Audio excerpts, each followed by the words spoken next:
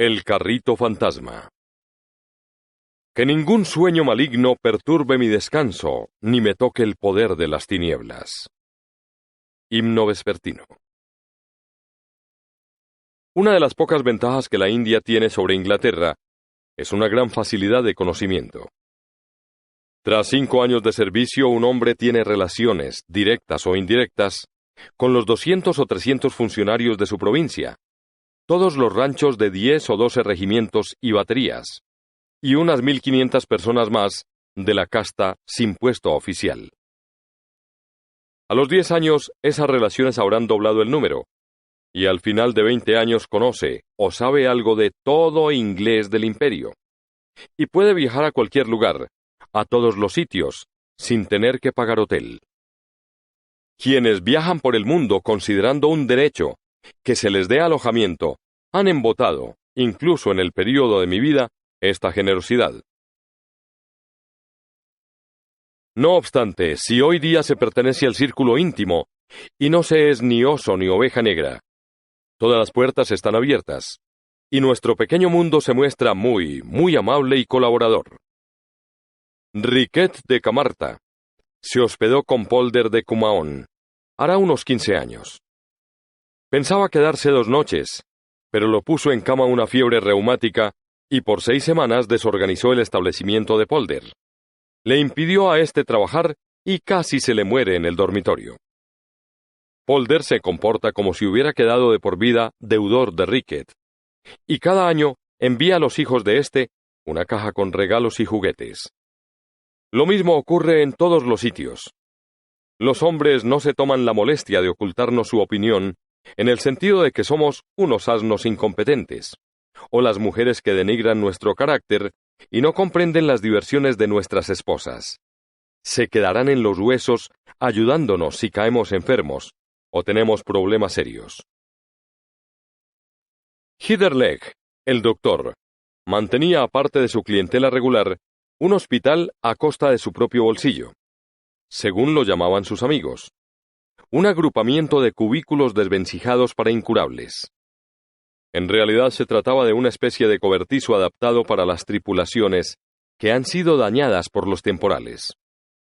En la India el tiempo suele ser sofocante, y como la entrega de ladrillos es siempre una cantidad fija, y la única libertad existente es el permiso de trabajar horas extras sin recibir ni las gracias, los hombres se derrumban de vez en cuando, y quedan tan confundidos como las metáforas de esta oración. Heatherlegh es el doctor más adorable que haya existido, y su receta invariable para todos los pacientes: acuéstese, tómese las cosas con calma y no se violente. Dice que mueren más hombres debido al exceso de trabajo, de lo que justifica la importancia de este mundo. Afirma que el exceso de trabajo mató a Pansai, quien murió en sus manos hará unos 3 años. Tiene, desde luego, el derecho de hablar con toda autoridad, y se ríe de mi teoría, que en la cabeza de Pansai había una hendedura, y un poquito del mundo oscuro entró por ella, y lo presionó hasta matarlo. Pansai perdió la chaveta, dice Heatherlegh, debido al estímulo de unas largas vacaciones en casa. Pudo o no haberse comportado como un canalla con la señora Kate Washington.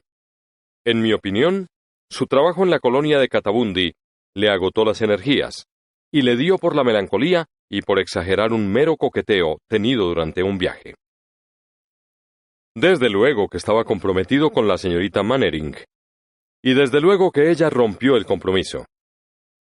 Entonces agarró un enfriamiento febricitante, y de allí todas esas tonterías acerca de fantasmas. El exceso de trabajo inició la enfermedad, la mantuvo activa y lo mató. ¡Pobre diablo! Atribúyalo a un sistema que utiliza un hombre para que haga el trabajo de 2 y medio. No creo en esto. Solía sentarme con Pansai ciertas ocasiones en que a Heatherlegh lo llamaban para que fuera a ver pacientes, y sucede que estaba yo a mano para sus confidencias. El hombre me hacía de lo más infeliz, describiéndome en voz baja e inalterable la procesión que sin cesar pasaba a los pies de su cama. Manejaba el lenguaje con la capacidad de un enfermo, Sugerí que, cuando se recuperara, escribiera todo lo sucedido, de principio a fin, pues sabía que la tinta podría ayudarlo a calmar la mente. Sufría de fiebre elevada mientras lo escribía, y el tono de revista tremendista que adoptó no llegó a calmarlo. A los 2 meses, lo declararon listo para servicio. Pero a pesar de que necesitaban urgentemente su ayuda para que un grupo de trabajo escaso de personal pudiera sobrevivir una etapa de déficit, prefirió morir, jurando al final de todo que lo acosaban brujas. Obtuve el manuscrito antes de que él muriera, y esta es su versión de los hechos, fechada en 1885, tal y como la escribió. El doctor me dice que necesito descanso y un cambio de aires. No es improbable que antes de mucho obtenga los dos. Un descanso que ni el mensajero de chaqueta roja, ni el cañón disparado a mediodía interrumpirán. Un cambio de aires más definitivo que el que pueda darme cualquier vapor en camino a casa. Mientras tanto, estoy resuelto a permanecer donde me encuentro, y desobedeciendo tajantemente las órdenes de mi médico, hacer de todo el mundo mi confidente. Por sí mismos, se enterarán de la naturaleza precisa de mi enfermedad, y asimismo juzgarán si hombre alguno nacido de mujer en esta tierra fatigante fue alguna vez tan atormentado como yo. Ahora que hablo como un criminal condenado podría hablar antes de que caigan los cerrojos. Pienso que mi historia, por extraña y horriblemente improbable que pueda parecer, merece por lo menos atención. De ninguna manera supongo que puedan creerla. Hace 2 meses habría calificado de loco o borracho al hombre que osara contarme algo parecido. Hace 2 meses era el hombre más feliz de la India. Hoy, de Peshawar a la costa, nadie hay más infeliz. Solo mi doctor y yo sabemos de esto. Explica todo diciendo que mi cerebro, mi digestión y mi vista se encuentran ligeramente afectados, dando lugar a mis frecuentes y persistentes ilusiones. Ilusiones, ¿cómo no? Lo considero un tonto. Pero me sigue atendiendo con la misma sonrisa infatigable, el mismo trato profesional suave, las mismas patillas rojas cuidadosamente recortadas, hasta que comienzo a sospecharme un inválido desagradecido y de mal carácter. Pero ustedes juzgarán por sí mismos. Hace 3 años fue mi fortuna, mi gran infortunio. Navegar de Gravesend a Bombay tras unas largas vacaciones con una cierta Agnes Kate Washington, esposa de un oficial asignado a Bombay. No les concierne en lo más mínimo saber qué tipo de mujer era. Bástele saber que antes de terminar el viaje, estábamos desesperada e irrazonablemente enamorados uno del otro. Bien sabe el cielo que puedo hoy admitir esto sin asomo alguno de vanidad. En este tipo de asuntos siempre hay uno que da y otro que acepta. Desde el primer día de nuestra malhadada unión, tuve conciencia de que la pasión de Áñez era un sentimiento más fuerte, más dominante, y si se me permite usar la expresión, más puro que el mío. Ignoro si ella reconoció ese hecho entonces. Después fue amargamente claro para los dos. Llegados a Bombay, la primavera de aquel año, tomamos nuestros respectivos caminos para no vernos ya los 3 o 4 meses siguientes, cuando mis vacaciones y su amor nos llevaron a Simla. Allí pasamos la temporada juntos, y allí mi fuego de paja llegó a una lamentable extinción con la terminación del año. No intenté dar ninguna excusa, no me disculpé.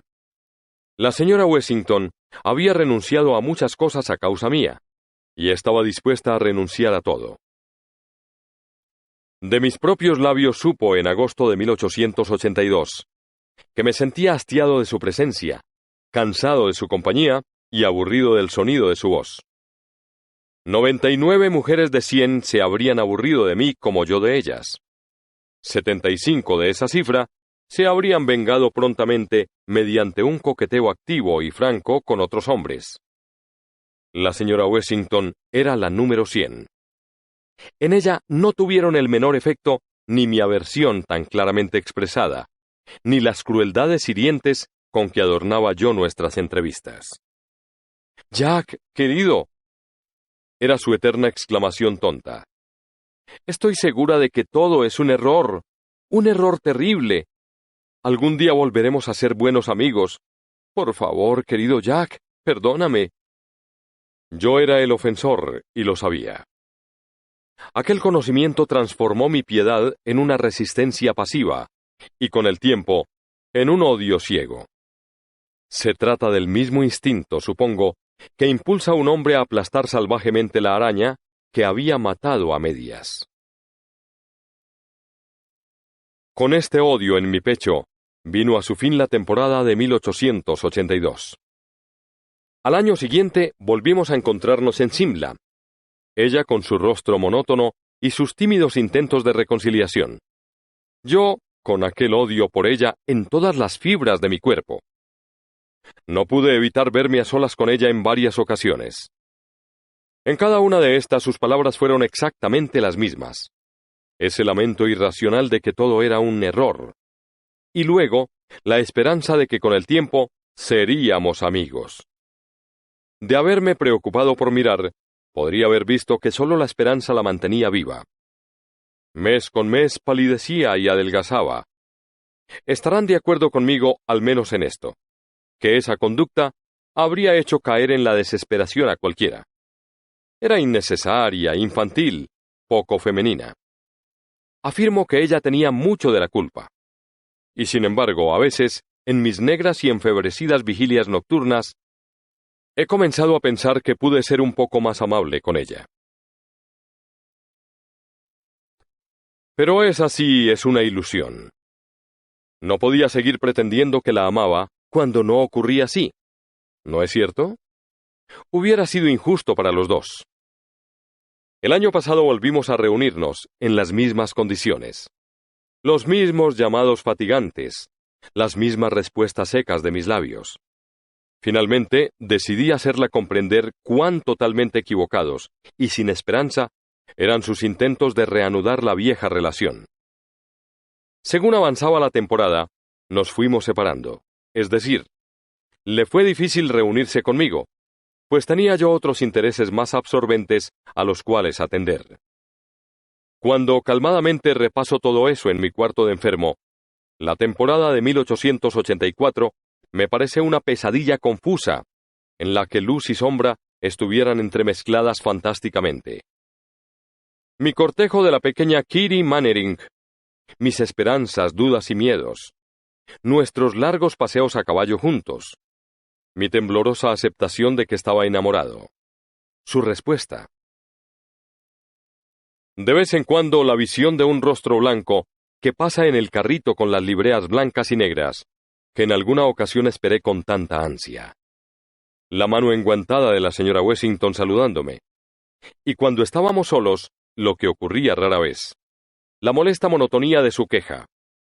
Amaba yo a Kitty Mannering. La amaba honestamente y con todo el corazón. Y al crecer mi amor por ella, crecía mi odio por Áñez. En agosto, Kitty y yo quedamos comprometidos.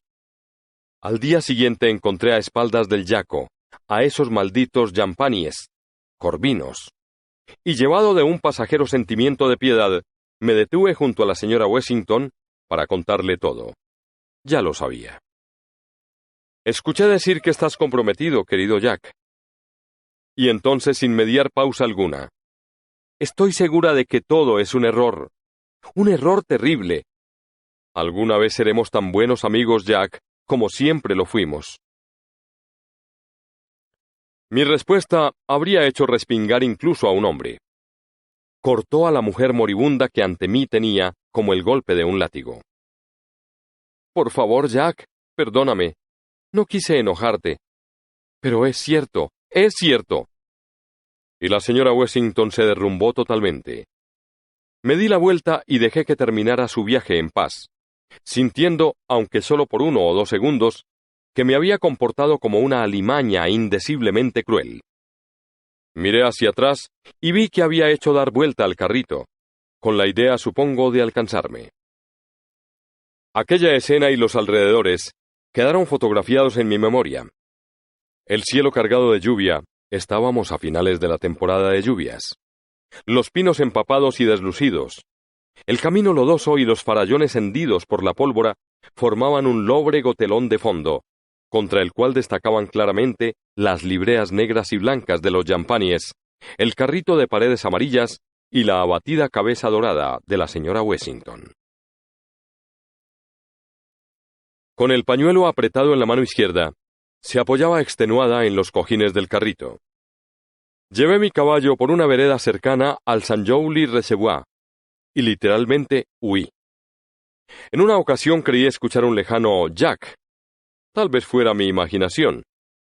Nunca me detuve a confirmarlo. 10 minutos más tarde me encontré con Kitty, que venía a caballo. En el deleite que me produjo el largo paseo con ella, olvidé todo lo concerniente a la entrevista ocurrida. Una semana después moría la señora Wessington, y mi vida se vio libre de la inenarrable carga de su existencia. Me fui a Plainsward totalmente feliz. Antes de los 3 meses me había olvidado de ella por completo, excepto que en ocasiones hallar una de sus viejas cartas me traía desagradables recuerdos de aquella relación concluida. En enero había desenterrado de entre mis dispersas pertenencias lo que de nuestra correspondencia quedaba, quemándolo. A comienzos de abril de este año, 1885, estaba una vez más en Simla, en una semidesierta Simla, hundido en pláticas y paseos de amante con Kitty. Se había decidido que nos casáramos a fines de junio. Por consiguiente comprenderán que amando a Kitty como la amaba, no exagero al decir que era, en aquellos momentos, el hombre más feliz de la India. Casi habían pasado 14 días deliciosos antes de que notara su desaparición. Entonces, alertado a la conciencia de lo que era propio entre mortales comprometidos, como lo estábamos ella y yo, le hice ver a Kitty que un anillo de compromiso era la señal externa y visible de su dignidad de muchacha prometida en matrimonio, que debía venir de inmediato conmigo a Hamilton para que le midieran uno. Hasta ese momento, le doy mi palabra, habíamos olvidado por completo asunto tan trivial. Así a Hamilton nos fuimos el día 15 de abril de 1885. Recuérdese que, diga lo que diga en contra mi doctor, poseía entonces una salud perfecta, gozaba de una mente bien equilibrada y de un espíritu por todo concepto tranquilo. Kitty y yo entramos en Hamilton juntos, y allí, sin tomar en cuenta el orden de llegada, medí el dedo de Kitty en presencia del divertido dependiente. El anillo tenía un zafiro y 2 diamantes. A continuación bajamos por la cuesta que conduce al puente de Combermere y al establecimiento de Peliti. Mientras mi Weller avanzaba cautelosamente por el esquisto suelto, y Kitty charlaba y reía a mi lado, mientras todo Simla, es decir, tantas personas como las llegadas hasta ese momento de las llanuras, se agrupaban alrededor del cuarto de lectura y el porche de Peliti. Sentí que alguien, al parecer desde una gran distancia, me llamaba por mi nombre de pila. Tuve la impresión de haber escuchado esa voz antes, aunque sin poder determinar de pronto cuándo y dónde. En el breve tiempo que toma cubrir la distancia entre el camino que parte de Hamilton y la primera plancha del puente de Combermere, pensé en una media docena de personas que hubieran podido haber cometido aquel solecismo, y terminé diciendo que debió tratarse de algún rumor en mis oídos. Justo frente al establecimiento de Peliti, atrajo a mi vista la imagen de 4 Yampanies, en libreas de cuervo, que tiraban de un vulgar carrito de mercado de paredes amarillas. Con una sensación de disgusto e irritación, al instante, mi mente regresó a la temporada anterior y a la señora Wessington. No era suficiente que la mujer hubiera muerto y desaparecido, sino que ahora viniera la aparición de sus servidores en blanco y negro, a echarme a perder la felicidad sentida ese día. Decidí visitar a quien quiera que los ocupara, y pedirle como un favor personal que cambiara las libreas de sus Yampanies. Alquilaría yo mismo a esos hombres y, de ser necesario, les compraría sus libreas. Es imposible expresar aquí el flujo de memorias desagradables que su presencia despertó. Kitty, exclamé, han vuelto los champagnes de la pobre señora Wessington. Me pregunto quién los emplea ahora. Kitty había conocido ligeramente a la señora Wessington la temporada anterior, habiendo mostrado un interés constante por la enfermiza mujer. ¿Cómo? ¿Dónde? Preguntó. No los veo por ninguna parte. Y mientras hablaba, su caballo, por evitar una mula cargada, se puso directamente frente al carrito en marcha. Apenas había tenido tiempo de gritar una advertencia, cuando, para mi horror indescriptible, el caballo y jinete pasaron a través de los hombres, y el vehículo, como si fueran estos de aire puro. —¿Qué te ocurre? —exclamó Kitty. —¿Por qué gritaste de un modo tan tonto, Jack? Si estoy comprometida, no quiero que todo el mundo se entere de ello. Había muchísimo espacio entre la mula y el porche, y si te imaginas que no sé cabalgar, pues entonces... Dicho esto, la testaruda Kitty se lanzó a medio galope, la delicada cabecita al aire, en dirección al kiosco de música, sin la menor duda, según me dijo después de que la seguiría. ¿Qué me ocurría? Casi nada. O bien estaba yo loco o borracho, o Simla estaba rondada por diablos. Contuve con las riendas a mi impaciente montura y me volví. También el carrito había dado la vuelta, y estaba ahora frente a mí, próximo al pretil izquierdo del puente Combermere. ¡Jack! ¡Querido Jack! Esta vez no había equivocación ninguna respecto a las palabras. Resonaron en mi mente como si las hubieran gritado a mi oído. Se trata de un terrible error, estoy segura. Por favor, perdóname, Jack, y volvamos a ser amigos. La capota del carrito había caído hacia atrás, y dentro, tal como espero y ruego de día por la muerte que de noche temo, estaba la señora Kate Wessington. El pañuelo en la mano, la dorada cabeza inclinada sobre el pecho. No sé por cuánto tiempo la contemplé inmóvil. Finalmente, me despertó mi sirviente al asir la brida de Waller y preguntarme si me sentía mal. De lo horrible a lo común y corriente, solo hay un paso. Desmonté del caballo y me precipité, medio desmayado, en Peliti, donde pedí una copa de brandy de cereza. 2 o 3 parejas se hallaban reunidas alrededor de las mesas, comentando los chismes del día. Su charla trivial fue más reconfortante para mí, en aquel momento, que los consuelos de la religión pudieran haberlo sido. De inmediato me sumergí en medio de la conversación. Platicaba, reía y hacía bromas con una cara, cuando de refilón la vi en un espejo, tan blanca y desencajada como la de un cadáver. 3 o 4 hombres notaron la condición en que estaba, sin duda atribuyéndolo a las consecuencias de haber bebido demasiados tragos. Caritativamente se esforzaron por apartarme del resto de los parroquianos. Pero me rehusé a separarme de ellos. Quería la compañía de los de mi condición, tal como un niño se precipita en medio de una fiesta, tras haber recibido un susto en la oscuridad. Llevaría hablando unos 10 minutos, aunque a mí me parecieron una eternidad, cuando escuché fuera la clara voz de Kitty, preguntando por mí. 1 minuto después estaba dentro del local, dispuesta a reconvenirme por descuidar tan señaladamente mis deberes. Algo en mi rostro la contuvo. —¡Pero Jack! —exclamó—, ¿en qué te has metido? ¿Qué sucede? ¿Estás enfermo?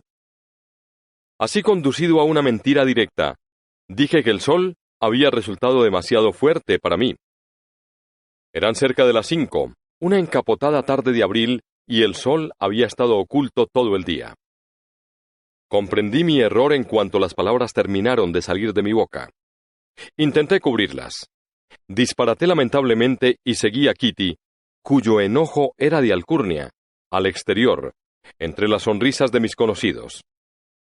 Inventé alguna excusa, olvidé cuál, argumentando que me sentía débil, y al paso largo busqué mi hotel, dejando que Kitty terminara sola el paseo.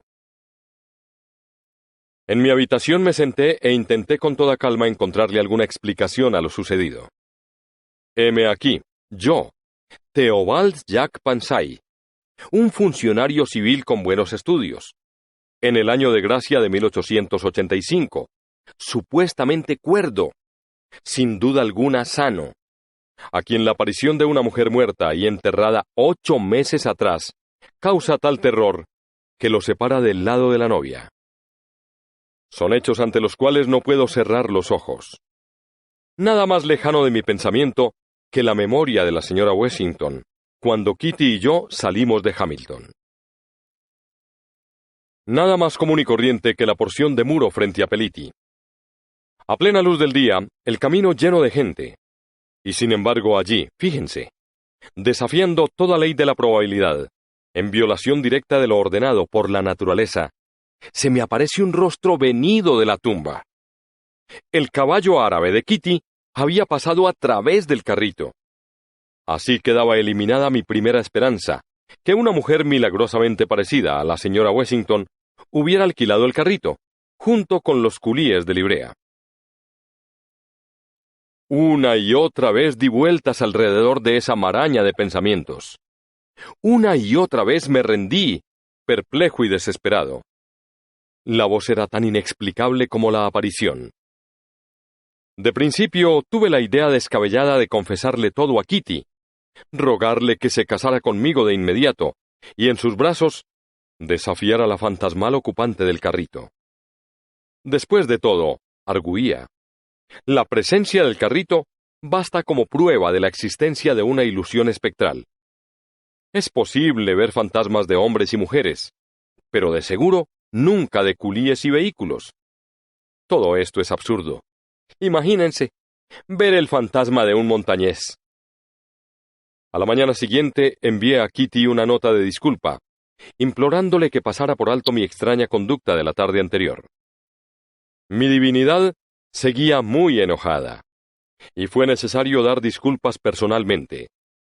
Expliqué con una fluidez nacida de haber estado meditando toda la noche una mentira, que me había atacado por una súbita palpitación del corazón, resultado de una indigestión.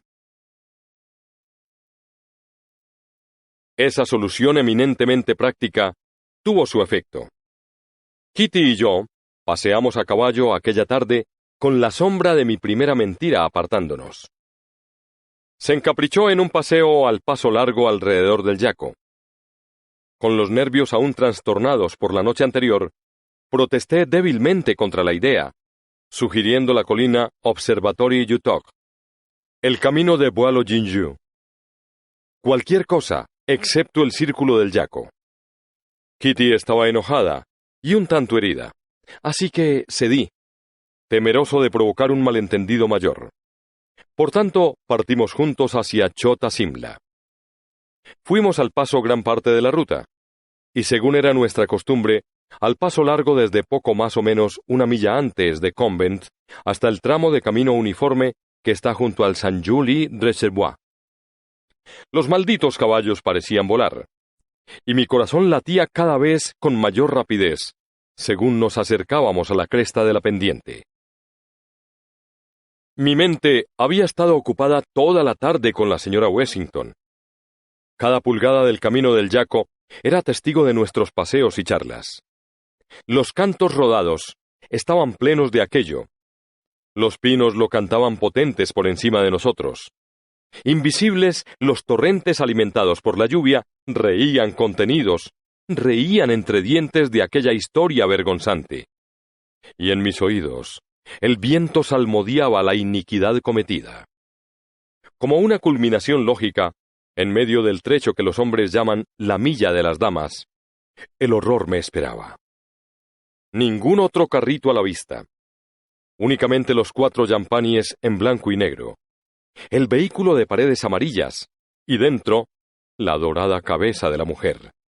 Todo aparentemente como lo había dejado 8 meses y 15 días atrás. Por un instante imaginé que Kitty debía ver lo que yo veía. Tan maravillosamente coincidíamos en todas las cosas. Sus siguientes palabras me desengañaron. Ni un alma a la vista. Vamos, Jack. Te juego una carrera hasta los edificios del Reservoir. Su musculoso caballito, pura sangre, partió como una exhalación. Mi Waller inmediatamente detrás. y en ese orden nos lanzamos al filo de los farallones. En medio minuto estábamos a 50 yardas del carrito. Frené a mi Waller y me retrasé un poco. El carrito estaba justo en medio del camino, y una vez más, el pura sangre pasó a través de él, siguiéndolo mi caballo. «Jack, querido Jack, por favor, perdóname». Oí el lamento en mis oídos, y al cabo de un intervalo, «Todo fue un error terrible». Espoleé a mi caballo como un hombre poseído. Cuando en las instalaciones del reservoir volví la cabeza, las libreas en blanco y negro seguían esperando pacientemente, esperando, al pie de la gris colina, y el viento me trajo un eco burlón de las palabras escuchadas. Por el resto del paseo, Kitty me embromó mucho a causa de mi silencio. Hasta ese momento, había hablado sin freno y alocadamente. Ni para salvar mi vida habría podido hablar, a partir de allí, de un modo natural. Y desde Saint-Julier hasta la iglesia sabiamente me mantuve en silencio. Tenía cena con los Mannering aquella noche, y apenas me alcanzaba el tiempo para cabalgar hasta casa y cambiarme. Camino de Elysium Hill, escuché a dos hombres que hablaban en la oscuridad. «Es curioso», dijo uno. «¿Cómo desapareció toda huella de él? Ya sabe cuán locamente encariñada estaba mi esposa de esa mujer, aunque no entiendo qué pueda haber visto en ella. Y quería que consiguiera yo su viejo carrito con los culíes, no importa a qué precio. Lo llamo un capricho un tanto malsano, pero tengo que hacer lo que Mensahib pida. Aunque no lo crea, el hombre que se lo alquilaba me ha dicho que los 4 hombres eran hermanos. Murieron de cólera camino de Harvard. Pobres diablos. En cuanto al carrito, él mismo lo deshizo. Me dijo que nunca usaba el carrito de una Mensahib muerta, que es de mala suerte. Extraña idea, ¿no le parece? Imagínese, la pobre señora Wessington, echándole a perder la suerte a alguien que no fuera ella misma. En ese punto me reí en voz alta, y la risa me sacudió mientras la emitía. De modo que sí había fantasmas de carritos, después de todo, con funciones fantasmales en el otro mundo. ¿Cuánto pagaba la señora Wessington a sus hombres? ¿Qué horario tenían? ¿A dónde iban? Y como una respuesta visible a mi última pregunta, vi aquella cosa infernal en la luz mortecina, obstaculizándome el camino. Los muertos viajan rápido, y por atajos que los culíes ordinarios desconocen. Reí en voz alta una segunda vez, cortando de pronto la carcajada, temeroso de estarme volviendo loco. Debí estar loco en cierta medida, pues recuerdo que frené con las riendas a mi caballo, llegando al carrito, y cortésmente le deseé buenas noches a la señora Wessington.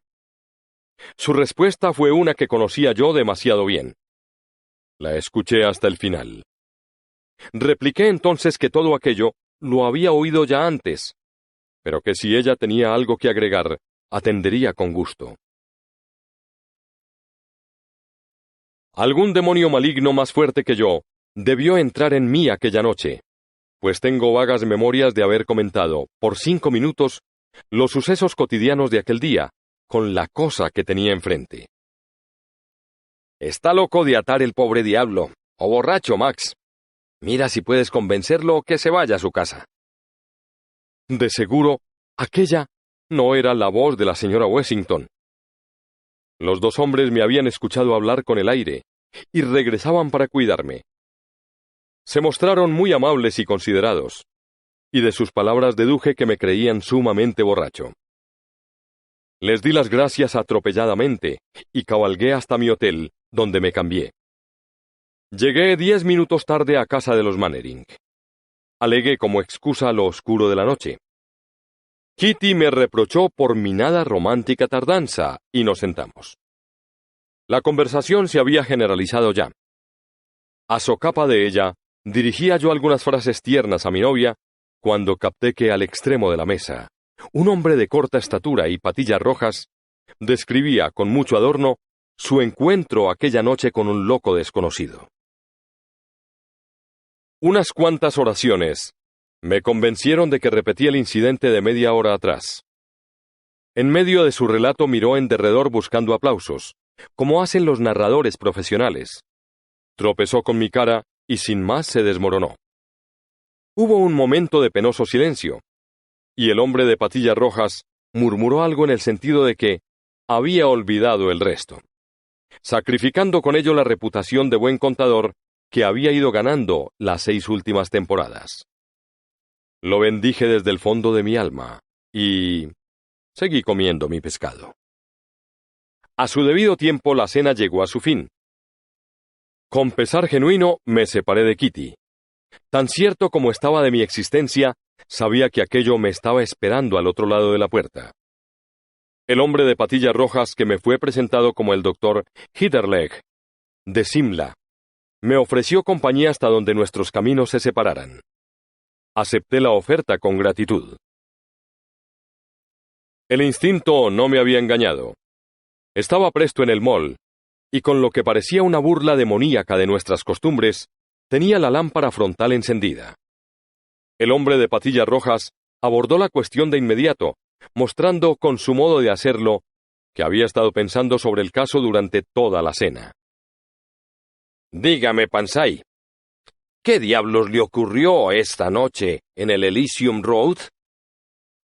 Lo súbito de la pregunta me arrancó una respuesta antes de que tuviera conciencia de estar respondiendo. Eso, dije, señalando aquello. Eso puede ser delirium tremens, o la vista, por lo que deduzco. Ahora bien, usted no bebe. Lo comprobé durante la cena. Así que no puede ser delirium tremens. Nada hay en absoluto allí donde señala, aunque esté usted sudando y temblando de miedo como un pony asustado. Por tanto, saco en conclusión que se trata de la vista. Y de eso creo saberlo todo. Venga a casa conmigo. Vivo en la parte baja de Blessington. Con intenso gozo vi que el carrito, en lugar de esperarnos, se mantenía 20 yardas adelante, fuéramos al paso, al trote o al paso largo. En el transcurso de aquella larga cabalgata nocturna, dije a mi acompañante casi tanto como lo comunicado a ustedes aquí. Bien, pues ha echado a perder usted uno de los mejores cuentos con que haya tropezado, dijo. Pero se lo perdono tomando en cuenta por lo que ha pasado usted. Ahora venga a casa y haga lo que le pida. Y cuando lo haya curado, jovencito, que esto le sirva de lección. Hasta el día de su muerte, manténgase alejado de las mujeres y de la comida indigesta. El carrito se mantenía delante y mi amigo de las patillas rojas parecía derivar un gran placer de escucharme decirle dónde exactamente se encontraba el vehículo. La vista, Pansay, la vista, el cerebro y el estómago. Y el estómago es el peor de ellos. Tiene usted un exceso de cerebro engreído, demasiado poco estómago y una vista totalmente enferma. Ponga en condiciones el estómago, y lo demás vendrá por sí solo. Y todo esto lo resolverán unas píldoras para el hígado. A partir de este momento, me hago cargo de su cuidado médico, pues es usted un fenómeno demasiado interesante para que lo deje pasar.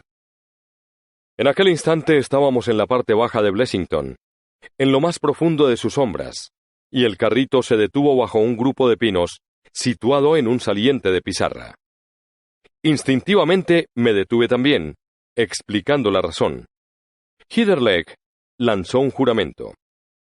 Mire, si supone que me voy a pasar esta fría noche al pie de una colina a causa de una ilusión provocada por el estómago, cum cerebro, cum vista. ¡Dios nos apiade! ¿Qué ha sido eso? Se escuchó un estallido apagado. Justo frente a nosotros se levantó una cegadora nube de polvo. Hubo un crujido, el ruido de ramas desgajadas y unas 10 yardas del farallón, pinos, maleza y todo lo demás. Se deslizó hasta el camino, bloqueándolo por completo.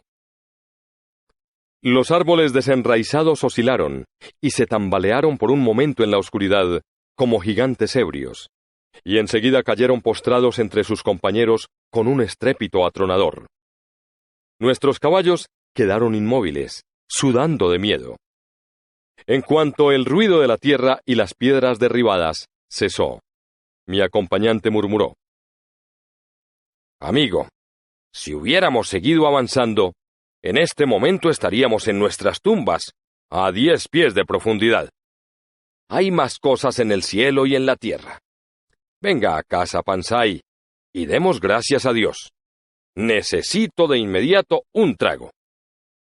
Buscamos otro camino por Shores Ridge, y poco después de la medianoche, llegué a casa del doctor Heiderleg. Casi de inmediato comenzaron sus intentos por curarme, y en una semana no me separé de su lado.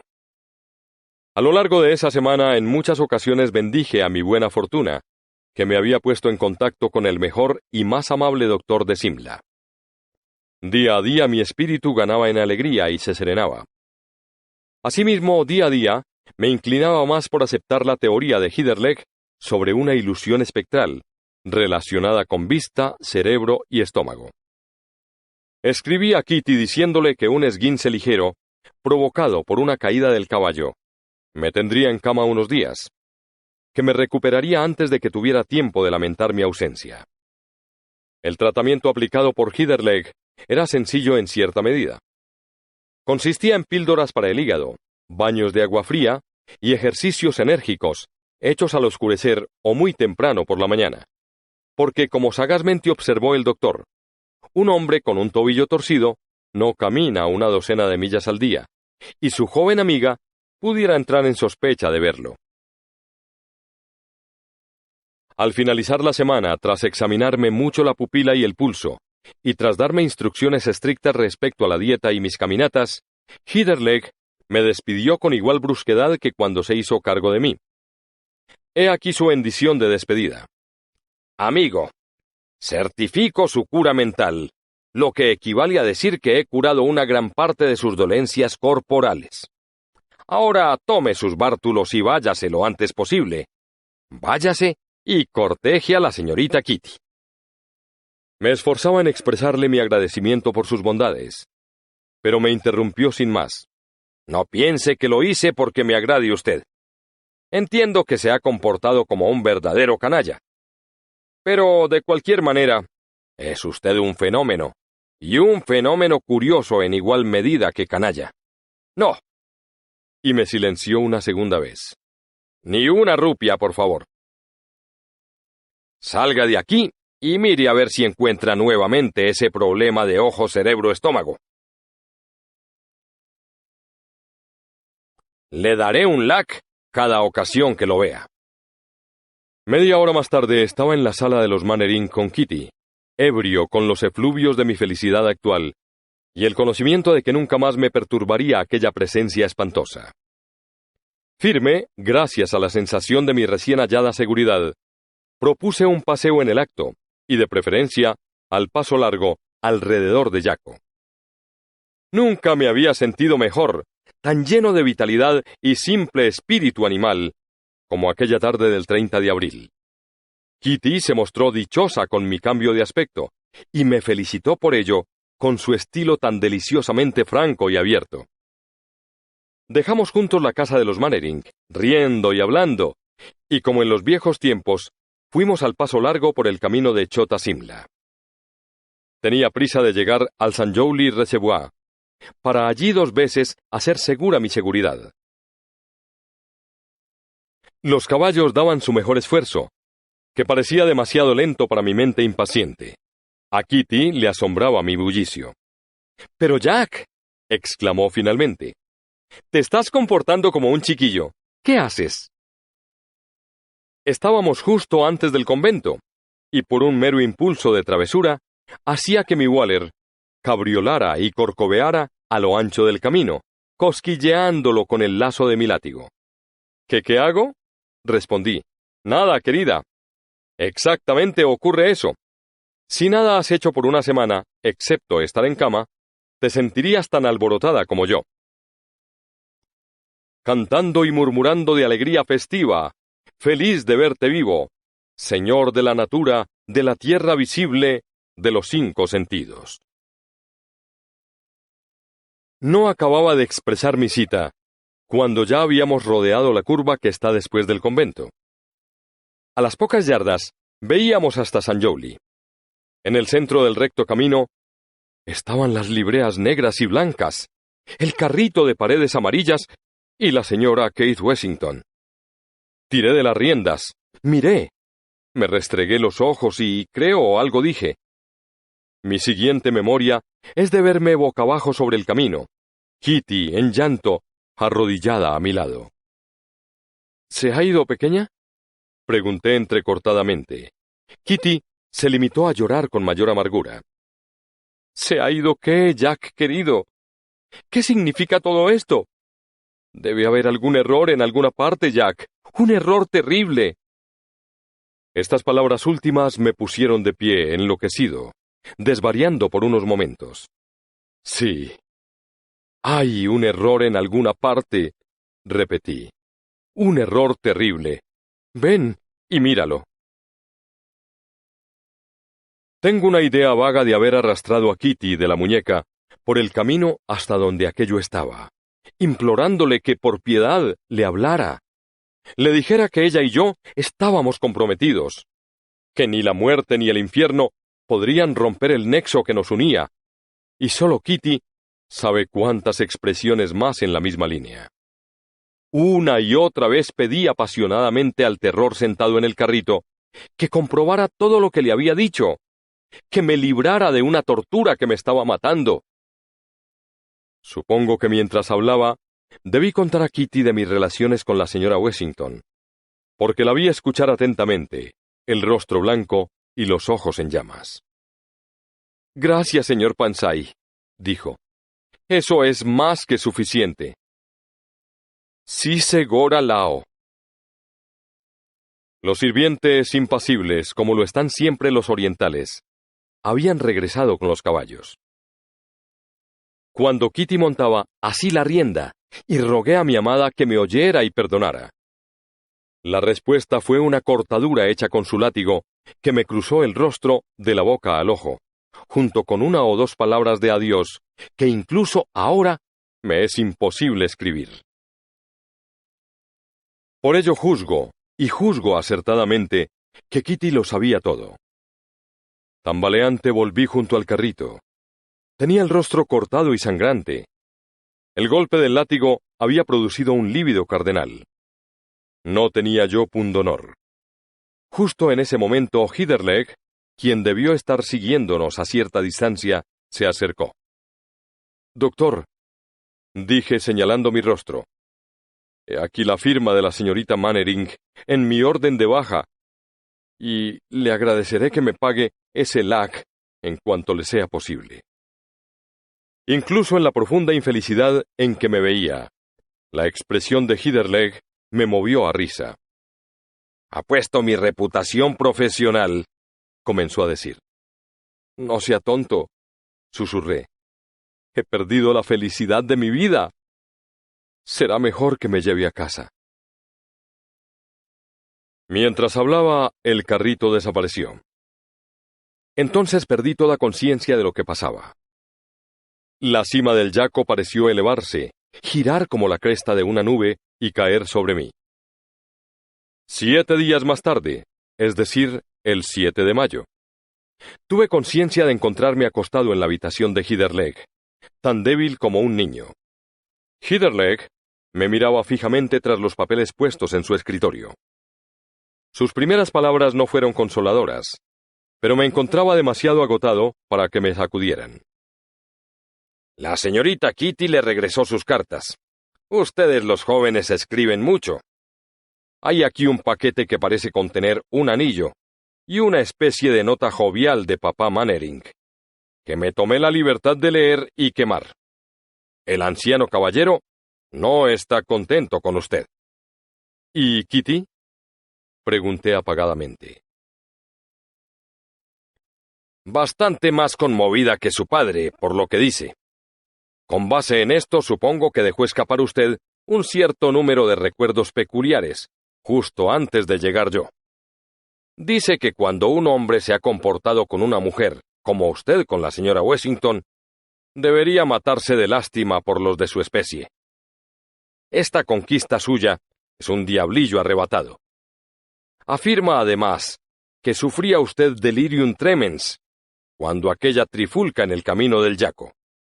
Dice que prefiere morir antes que volverle a hablar. Gruñí y me puse de espaldas. Tiene usted una salida, amigo mío. Es necesario romper este compromiso, y los Mannering no desean mostrarse muy severos con usted. ¿Qué produjo la ruptura? ¿El delirium tremens o ataques de epilepsia? Siento no poder ofrecerle mejor opción, a menos que prefiera una locura hereditaria. Deme su consentimiento y les diré que se trata de epilepsia. Todo Simla sabe lo ocurrido en Lady Ismael. Le doy 5 minutos para pensarlo. Creo que durante esos 5 minutos exploré a fondo los círculos más bajos del infierno que le es permitido al hombre transitar en esta tierra. Al mismo tiempo me veía andar a tientas por el oscuro laberinto de la duda, la aflicción y la desesperación total. Me preguntaba cómo Heatherlegh, en su silla, hubiera podido preguntárselo. ¿Cuál de esas terribles alternativas adoptar? Al poco me oí responder en una voz que apenas reconocí. Por estos lugares se muestran execrablemente puntillosos acerca de la moral. Ofrézcales los ataques, Heatherlegh, junto con mi cariño. Y ahora, permítame dormir un poco más. Entonces se unieron mis dos yo. Y fui tan solo yo, el medio enloquecido, el poseído por el diablo, que me revolví en la cama, siguiendo paso a paso lo ocurrido en el último mes. Pero estoy en Simla, me repetía sin cesar. Yo, Jack Pansay, estoy en Simla, y en Simla no hay fantasmas. No tiene lógica que esa mujer insista en que los hay. ¿Por qué no pudo Áñez dejarme solo? Jamás le hice daño alguno. Bien pudo sucederme a mí en lugar de a ella. Solo que yo nunca habría vuelto con el propósito de matarla. ¿Por qué no pueden dejarme solo y feliz? Era pleno mediodía cuando desperté. Muy bajo en el cielo estaba el sol, cuando me dormí como duerme en el potro del tormento un criminal torturado, demasiado agotado para sentir ya el dolor. Al día siguiente no pude levantarme. Heatherlegh me dijo por la mañana que había recibido respuesta del señor Mannering, y que gracias a sus buenos oficios, de él, Heatherlegh, la historia de mi desgracia se había dispersado a lo largo y a lo ancho de Simla, en donde todo el mundo sentía lástima por mí. Y es más de lo que se merece, concluyó con tono placentero. Aunque bien sabe el señor que ha pasado usted por una prueba muy severa. No se preocupe usted, fenómeno perverso, que todavía lograremos curarlo. Me negué firmemente a ser curado. Ha sido usted demasiado amable conmigo, viejo amigo, dije, pero no creo que sea necesario molestarlo más. En mi corazón sabía que nada de lo que Heatherlegh pudiera hacer aliviaría la carga puesta sobre mis hombros. Junto con ese convencimiento vino una sensación de desesperanza, de rebelión impotente ante la sinrazón del asunto. Había docenas de hombres tan malos como yo, a quienes el castigo les había sido reservado para el otro mundo. Sentí que era amarga y cruelmente injusto que sólo a mí se me escogiera para destino tan espantoso. Al cabo de un tiempo, aquel estado de ánimo dio lugar a otro, en el cual parecía que el carrito y yo fuéramos las únicas realidades en el mundo de sombras. Que Kitty era un fantasma. Que Mannering, Heatherlegh y los demás hombres y mujeres que conocía eran todos fantasmas. Y las grandes y grises colinas sombras vanas, creadas para torturarme. Pasando de un humor a otro, por 7 fatigantes días, me revolví en todas direcciones. Mi cuerpo se fortalecía cada día más, hasta que el espejo de la habitación me dijo que había vuelto yo a la vida cotidiana y era, de nuevo, como los otros hombres. Cosa bastante curiosa, mi rostro no mostraba señales de la lucha ocurrida. Estaba pálido, desde luego, pero tan falto de expresión y tan común y corriente como siempre. Esperaba ver alguna alteración permanente, alguna prueba visible de la enfermedad que me consumía. Nada hallé. El 15 de mayo dejé la casa de Hitterleg a las 11 de la mañana. Mi instinto de soltero me llevó al club. Descubrí que todos conocían mi historia en la versión de Hitterleg, y se mostraron con desmañadas maneras desusadamente amables y atentos. No obstante, comprendí que el resto de mi vida natural estaría entre ellos, pero no sería de ellos. Y envidié con amargura suma a los risueños curíes del mall. Almorcé en el club, y a las 4 anduve sin propósito fijo por el mall, con la vaga esperanza de tropezar con Kitty. Cerca del kiosco para la banda se me unieron las libreas en blanco y negro, y escuché a mi lado el consabido llamado de la señora Wessington. Lo venía esperando desde que salí, y lo único que me sorprendió fue cuánto tardó en presentarse. El carrito fantasma y yo caminamos en silencio, uno junto al otro, por el camino de Chota Simla. Cerca del bazar, Kitty y un hombre, a caballo, nos alcanzaron y dejaron atrás. Si me atengo a la actitud de ella, bien podría haber sido yo un perro de la calle. Ni siquiera me ofreció el cumplido de acelerar el paso, que en la lluviosa tarde habría sido una buena excusa. Así Kitty y su acompañante, tal como yo y mi fantasmal enamorada, dimos vuelta al yaco en parejas. El camino fluía de agua, los pinos desbordaban como desagüe sobre las rocas, y el aire estaba lleno de una lluvia fina y violenta. 2 o 3 veces me sorprendí diciéndome casi en voz alta: «Soy Jack Pansay, de permiso en Simla, en Simla, en la Simla de todos los días, en la Simla ordinaria. No debo olvidar esto, no debo olvidar esto». Entonces, trataba de recordar algunas de las hablillas escuchadas en el club. Los precios que fulano de tal pedía por sus caballos. De hecho, cualquier cosa relacionada con el mundo anglo-indio cotidiano, que también conocía. Incluso, me repetí con premura las tablas de multiplicar, para asegurarme de que no estaba perdiendo los sentidos. Me consoló mucho, e incluso debió impedirme por un tiempo escuchar a la señora Wessington. Una vez más subí lentamente la cuesta del convento y entré al camino recto. Aquí Kitty y el hombre tomaron el paso largo, y quedé a solas con la señora Wessington. «Áñez», dije, «¿quieres bajar el toldo y explicarme de qué se trata?» La capota bajó silenciosamente, y quedé cara a cara con mi fenecida y enterrada amante.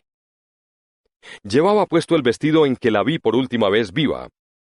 En la mano derecha tenía el mismo pañuelo diminuto, y en la izquierda, el mismo tarjetero. Una mujer muerta 8 meses antes, con un tarjetero. Tuve que asirme a las tablas de multiplicar y sujetarme con ambas manos al parapeto de piedra del camino para asegurarme de que al menos todo eso era real. «Áñez», repetí, «por el amor de Dios, dime lo que significa todo esto». La señora Wessington se inclinó hacia adelante, con ese gesto de la cabeza rápido y peculiar que también le conocía, y habló. Si mi relato no hubiera sobrepasado ya tan locamente los límites de toda credulidad humana, debería pedir disculpas en este momento. Como sé que nadie, ni siquiera Kitty, para quien lo escribo como una especie de justificación de mi conducta, me creerá, continuaré. La señora Wessington habló, y caminé con ella del camino de St. Jowly hasta la desviación junto a la casa del general en jefe, tal como podría haber caminado al lado del carrito de cualquier mujer viva, hundido en profunda conversación. La segunda y más atormentadora de mis condiciones de enfermo se había apoderado súbitamente de mí, y como el príncipe en el poema de Tennyson, parecía moverme en un mundo de fantasmas. En casa del general en jefe se había dado una reunión, y los dos nos unimos a la multitud que se encaminaba a sus casas. Al mirarlos pensé que ellos eran las sombras, sombras impalpables, fantásticas, que se apartaban para dejar pasar el carrito de la señora Wessington. No puedo, en realidad no me atrevo, a contar lo que dijimos en el transcurso de aquella entrevista sobrenatural. Por todo comentario, Heatherlegh habría reído brevemente y comentado que estuve coqueteando con una quimera creada por el cerebro ojo-estómago. Fue una experiencia espantosa y, sin embargo, de algún modo indefinible, maravillosamente apreciable. ¿Será posible, me pregunté, que vaya a cortejar en esta vida, una segunda vez, a la mujer que maté con mis descuidos y crueldades? Tropecé con Kitty en el camino a casa, una sombra entre sombras. Si describiera todos los incidentes de los 15 días siguientes en el orden que ocurrieron, nunca terminaría mi relato y agotaría la paciencia de ustedes. Una mañana tras otra, un atardecer tras otro, el carrito fantasma y yo paseábamos juntos por todo Simla. Fuera a donde fuere, las 4 libreas en negro y blanco me seguían, dándome compañía desde y hasta mi hotel. En el teatro los encontraba en medio de la aullante multitud de champanis. En el porche del club, tras una larga velada de whist. En el baile, esperando pacientemente mi salida. A plena luz del día, cuando iba de visita. Excepto que no producía una sombra. El carrito era, en todos los sentidos, tan real de ver como uno de madera y hierro. De hecho, más de una vez, hube de contenerme para no advertir a un amigo lanzado al galope que estaba por chocar contra él. Más de una vez caminé mola abajo en honda conversación con la señora Wessington, para indescriptible asombro de los transeúntes. Antes de que hubiera pasado una semana de mi regreso, supe que la teoría de los ataques había sido descartada en favor de una locura.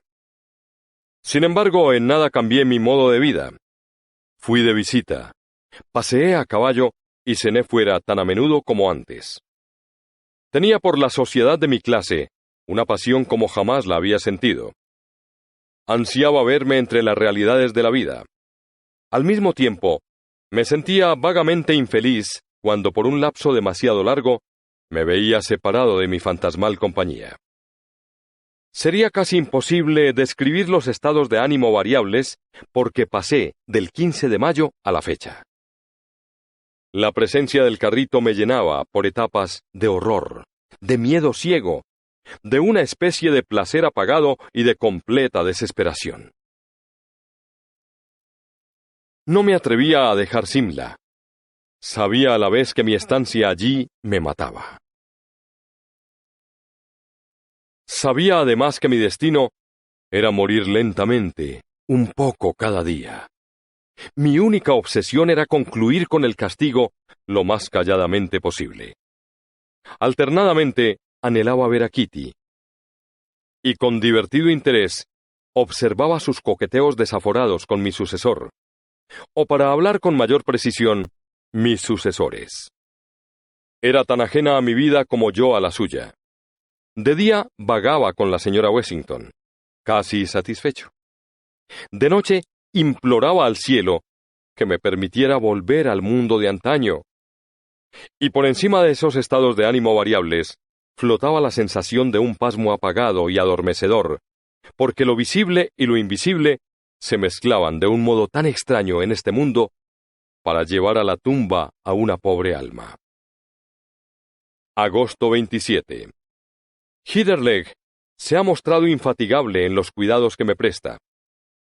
Apenas ayer me dijo que debería solicitar un permiso por enfermedad. ¿Un permiso para escapar de la compañía de un fantasma? Una petición para que el gobierno me permita graciosamente librarme de 5 fantasmas y de un carrito incorpóreo yéndome a Inglaterra. La propuesta de Heatherlegh me hizo caer en una risa casi histérica. Le dije que esperaría el fin tranquilamente en Simla, y estoy seguro de que ese fin no se encuentra muy lejano. Créanme, temo su llegada más de lo que pueda expresar palabra alguna, y noche a noche me torturo con 1000 especulaciones acerca de cómo moriré. ¿Moriré en mi cama decentemente, como corresponde a un caballero inglés? ¿Ocurrirá que en último paseo por el mall me arrancarán el alma, colocándola para siempre jamás al lado de ese fantasma espeluznante? ¿En el otro mundo volveré a la relación perdida, o me uniré a Áñez odiándola, atado a ella por toda la eternidad? ¿Rondaremos ambos por el escenario en donde transcurrieron nuestras vidas hasta la terminación del tiempo? Según se acerca el día de mi muerte, crece en intensidad el horror profundo que toda carne viviente siente por todo espíritu escapado de la tumba. Es una cosa terrible hundirse rápidamente entre los muertos, cuando apenas se ha completado una mitad de la vida. 1000 veces más terrible es esperar, como yo lo hago, en medio de ustedes, por no sé cuál terror inimaginable. Compadézcanme, aunque solo sea en razón de mi ilusión, pues bien sé que jamás creerán lo escrito aquí.